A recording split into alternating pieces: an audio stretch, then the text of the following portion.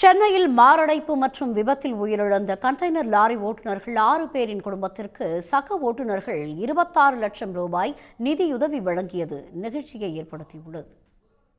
சென்னையில் உள்ள துறைமுகங்களில் உள்ளூர் மற்றும் வெளியூர்களைச் சேர்ந்த 6000த்திற்கும் மேற்பட்ட கண்டெய்னர் லாரி ஓட்டுநர்கள் இரவு பகல் பாராது உழைத்து வருகின்றனர். இந்த நிலையில் மாரடைப்பு மற்றும் விபத்தில் உயிரிழந்த 6 ஓட்டுநர்களின் குடும்பத்திற்கு சக ஓட்டுநர்களிடமிருந்து 26 லட்சம் ரூபாய் வசூலிக்கப்பட்டு பிரித்து வழங்கப்பட்டுள்ளது.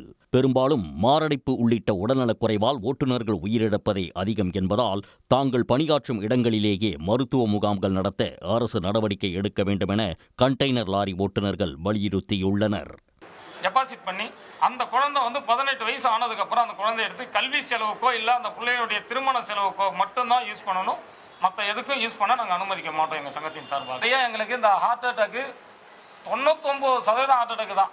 4 துறைமுகத்துக்கும் மாதத்துக்கு ஒரு முறை கண்டிப்பாக தமிழக அரசு எங்களுக்கு ஒரு மெடிக்கல் கேம்ப் மாதிரி ரெடி பண்ணி, ஏன்னா நாங்கள் இதை விட்டுட்டு ஓட முடியல.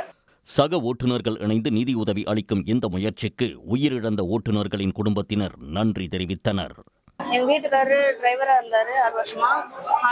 கொஞ்ச நாள் முன்னாடி ஹார்ட் அட்டாக்ல இறந்துட்டாங்க. இப்போ டிரைவர் சங்கத்துலேருந்து பணம் கலெக்ட் பண்ணி வாட்ஸ்அப் மூலியமாக எங்களுக்கு தந்தாங்க. இப்போ அந்த சங்கத்து மூலியமா சென்னைக்கு கூப்பிட்டுருந்தாங்க. இப்போ 4 லட்ச ரூபா பணம் தந்தாங்க. இந்த பணத்தை என் பையனோட படிப்பு செலவுக்கு நான் செலவு பண்ணதுலாம் இருக்கேன். மேலும் தீபாவளிக்காக 6 குடும்பங்களுக்கும் தலா 20,000 ரூபாய் வழங்கப்பட்டுள்ளது.